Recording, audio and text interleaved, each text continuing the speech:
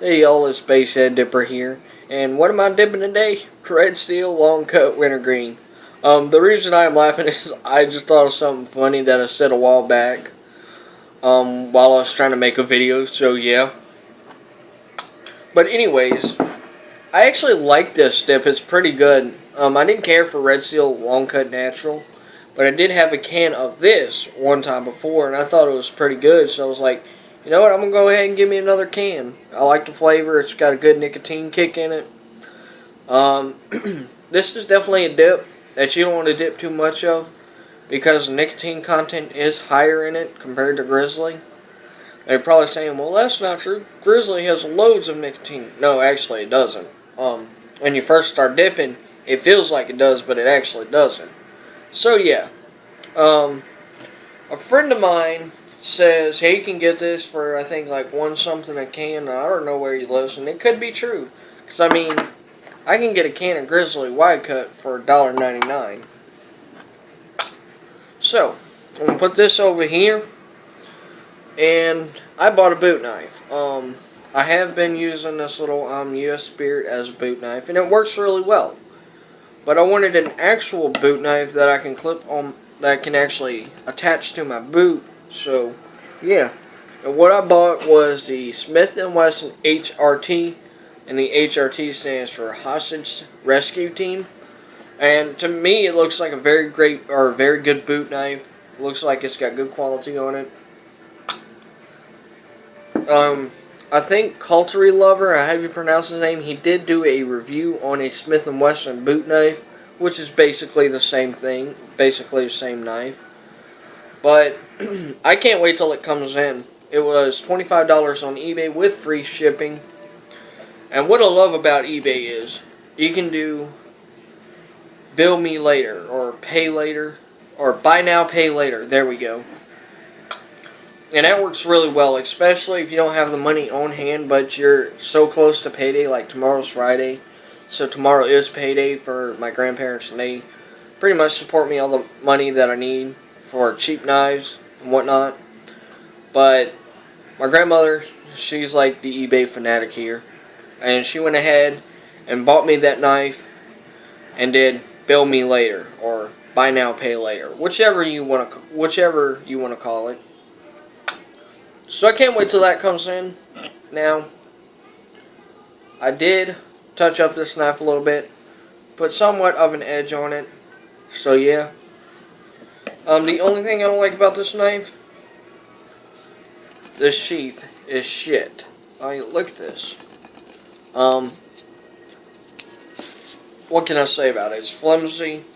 It's very cheap nylon. And to me, being it is a side knife or a belt knife or a belt carry knife, it's not really meant for going in the boot. Sounds like something a British person would say. But anyways, don't mind me. I'm not hatred towards British people. But this is mainly meant for side carry only. Or really, it's not meant for carry at all. It's really a collector's knife. But I have been using it as a boot knife. And I actually did put a little sharpness on the serrations. And they actually do work good. This knife does cut this, which is basically pleather. But what I use the pleather for, being I don't have actual leather, and it works really well for what I'm using it for, stropping. I just use it to knock the burrs off of the knife and give it a smooth.